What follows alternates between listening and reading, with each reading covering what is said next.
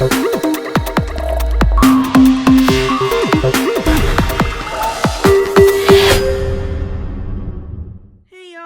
back. This has been a pretty popular craft floating around Facebook, and a lot of you have sent me a photo asking me to do my version of it. So here it is. This is a little Dollar Tree, like a little hanging caddy type thing.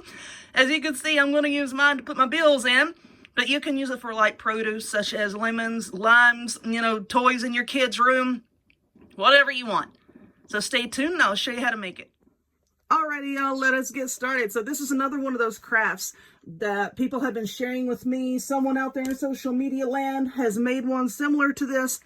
And a lot of people are sending me a photo asking me to please do my version and to do a video. So here it is.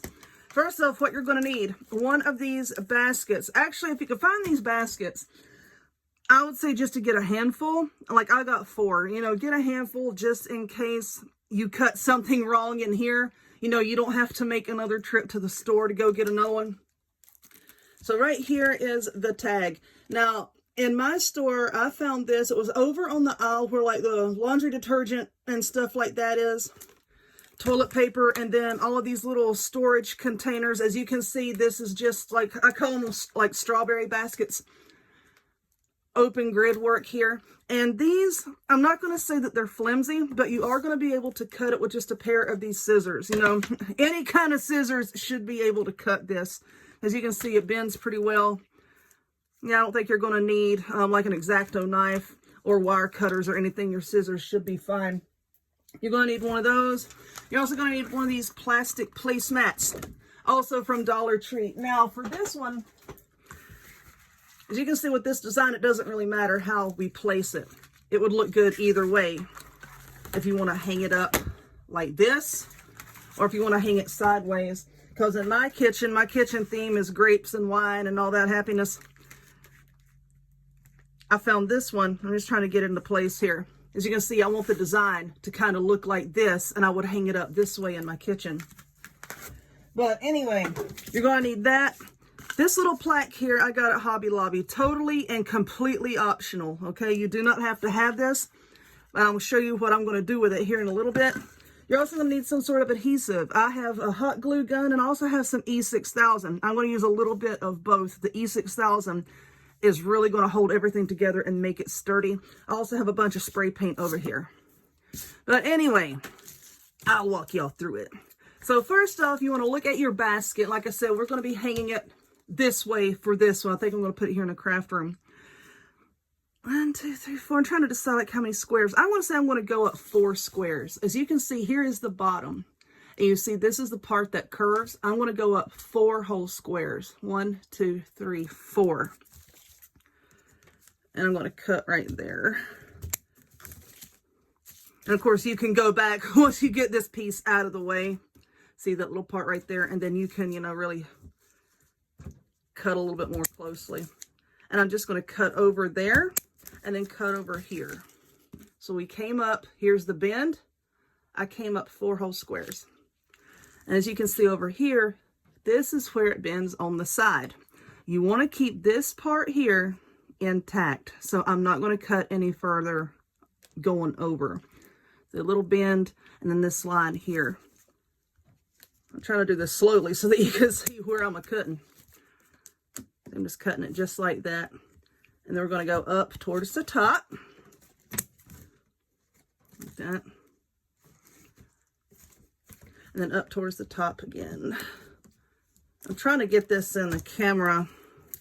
Might be easier if I just go over here. Okay. Get out of the way. There we go. Okay. You can see I'm just trying to cut this. And it's going to be a lot easier once you get your hands on these baskets. And it's like actually right there in front of you. You'll see what I'm talking about.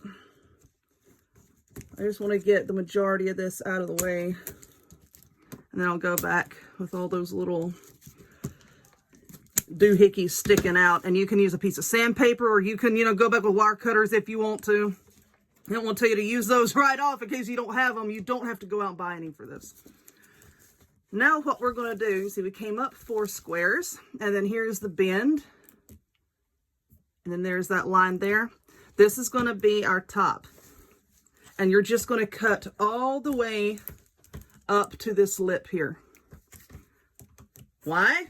To leave that open so that you can put stuff in it. All right.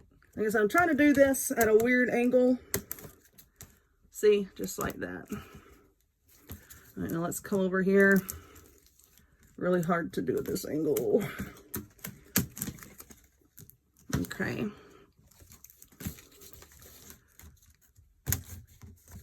I'm just going to cut all the way up. It's probably not easy to see like this, but I'm just trying to get it done.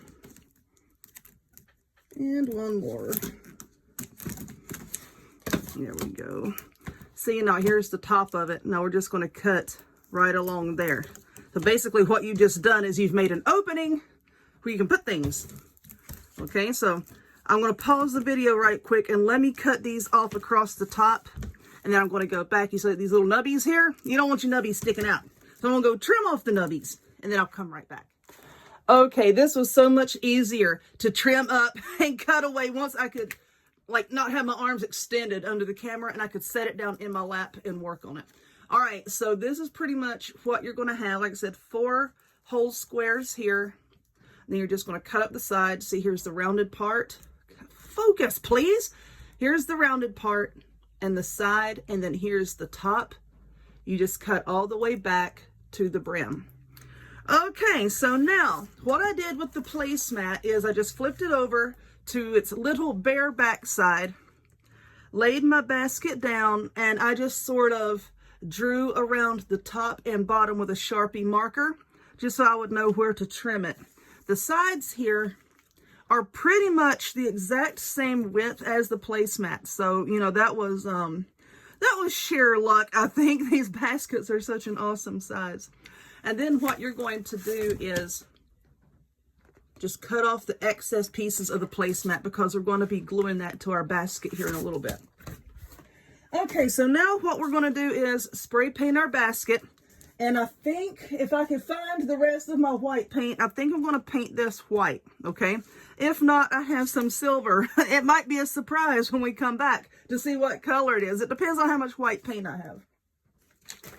Now, like I said, this little plaque here came from Hobby Lobby, and it is completely optional. But I thought that it would be cute just to have a little sign up in the top of our little hanger here.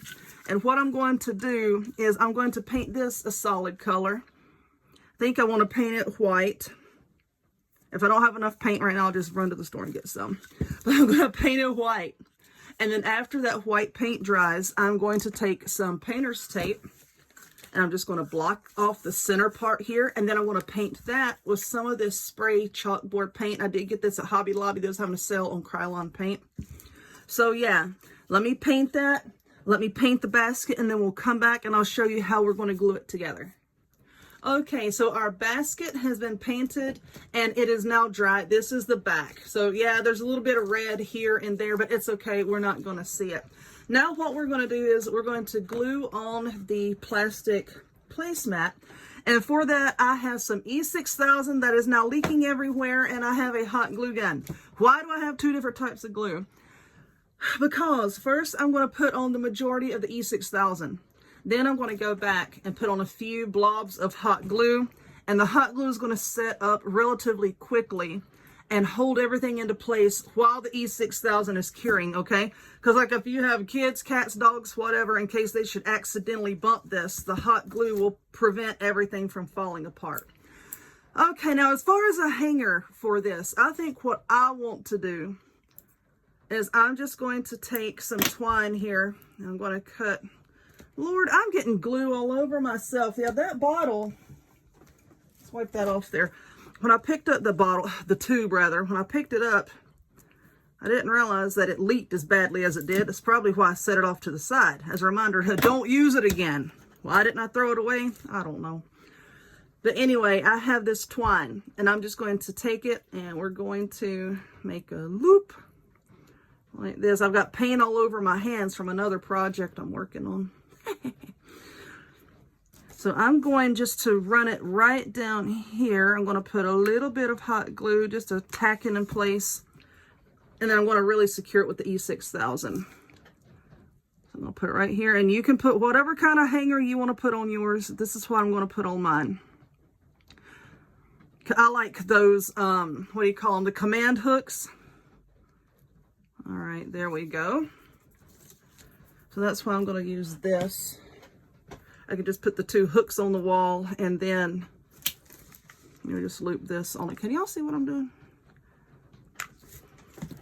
Try to get these even. Ain't no guarantee that they're even, but it's okay. It's good enough for me. Move it up a little bit. All right, that looks okay. Yeah, that looks all right to me. Okay, so now that the hot glue is going to set up, now I'm going to take the E6000 and all of its messiness. That's all right. I'm going to put its little self in the garbage can when I'm done with this part. Just going to put blobs here and there.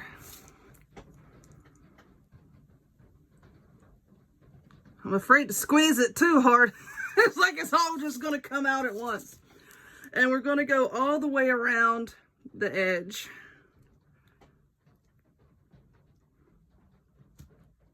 Like that. All right, now let's turn it around and put some on this side. I know this is real exciting watching me squeeze out glue, but hey, try not to get it all over my shirt. If you do get it on your table or something, I like to keep a pack of baby wipes. Oh, Lord, I'm dripping over here. I like to keep a pack of baby wipes, and it just wipes right up. So once you get your E6000 on, then we're going to go back with the hot glue gun. And this is some pretty good glue. I mean, it can withstand a lot of pressure. So now let's put a little bit more of that over there. All right. All right, buddy, you're going in the garbage. Now we're going to take the hot glue. Like I said, this is just to tack it in place while the E6000 sets up. You want to try to space them far enough apart so that they don't come into contact with each other. One of the things that I do not like about using hot glue to tack things into place is, and I don't know if it's just the type of hot glue that I'm using, but I have noticed that sometimes if the E6000 and the hot glue comes into contact with each other, the bond is not strong. Okay, so keep that in mind, please. Now we're just going to place the mat down on top just like that and make sure that all of our edges match up. Now, if you have any glue that's oozing out of the edges like I am right here, it's okay. Don't worry about that.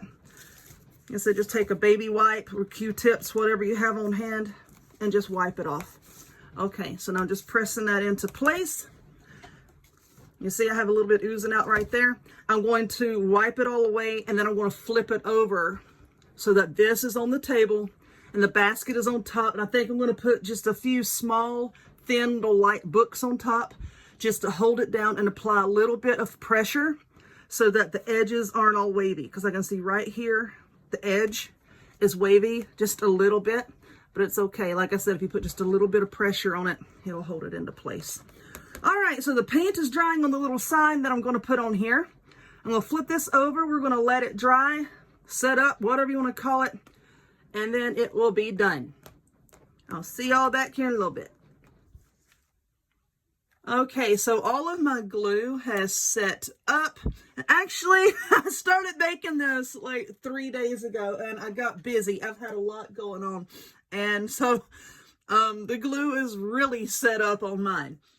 And this is what it looks like. Just make sure, the key here is to make sure that you have a really good seal around the edge with your E6000. If you see that there are any like little gaps or waves or anything, you need to fill that in with E6000 and maybe clamp it or something just to make sure that you have a good seal.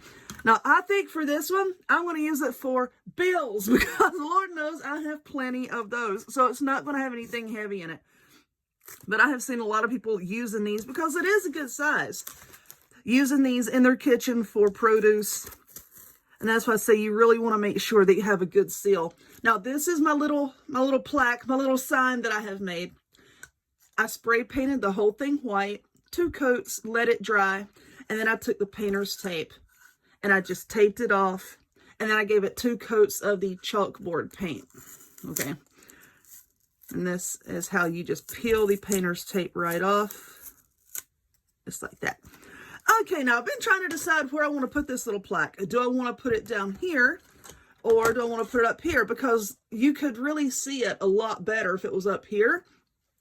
And if you have fruits or vegetables down here, you want to get airflow to them. So, you know, you don't want to obstruct the airflow if at all possible. But, let's see.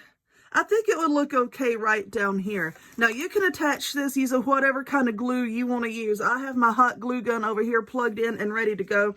You can use your E6000. You could even take floral wire if you're using something like this with the little lacy edges. You could even take floral wire and run down in there and attach it that way if you want to. And it's just a matter of preference. And also down here, it might be a little bit easier to get to. You know, if you want to write something on there with a piece of chalk. I do have a Cricut, so I'm thinking about I will use like the, what they call it, like the removable vinyl. So, you know, it's easier to take on and off if you need to. And I will use that to put some letters right down here. But, all right, let's see. And I'm just going to put the glue just right along here. Quickly, so that it doesn't have time to set up. Trying to be careful so I don't make a mess here. Now let's just stick that down right there. Ooh, that looks pretty good. Yeah, there we go. Now how cute is that? Make sure I have it centered here. So like this little piece right here. Try to get that centered. If not, it's okay. It's just holding bills. It doesn't have to be perfect. All right, now, with the chalkboard paint, if you're going to be using actual chalk, you don't want to just start writing on it, okay? Because if you do and you go to wipe it off, it's going to leave a shadow and it's going to be very hard to get rid of. You want to take your piece of chalk, hold it sideways, and rub over the entire thing. Then take a clean cloth and buff that off, okay? And that's going to give you a nice base for when you actually start writing, and then you wipe it away. You're not going to have this shadow of letters that's going to be very, very hard to get off. So there we are. Now, like I said, I need some of those command hooks, and that was on my shopping list, and you know what? I still don't have any. So anyway, I got to go get some command hooks, and I'm going to hang mine up like that. Just put the hooks on the wall and then loop that on there. For heavier things, if you want to, you can hang it up like this, or you can get, you know, like on the back of photo frames, those little sawtooth hangers. You could put that on the back, use E6000, you know, to really stick it down. Or, you know, you could run some tiny screws in from the front. Put your sawtooth hanger on the back, run some screws in through the front, and then paint them if you want to so that the sharp point isn't sticking out. Or you can mount this inside of a kitchen cabinet. You know, in the same way, you can run some screws through this little lip right here and use it to organize your spices if that's what you want to do. So many different things that you can do with these little doohickeys right here. But anyway, I have talked long enough. I thank y'all for sending me this picture and asking me to do my take on it. And I hope that you enjoyed it. If you would, please give this video a thumbs up. Click subscribe. Check me out on other forms of social media. The links to all of which will be in the description box down below. And I hope to see y'all next time. Bye.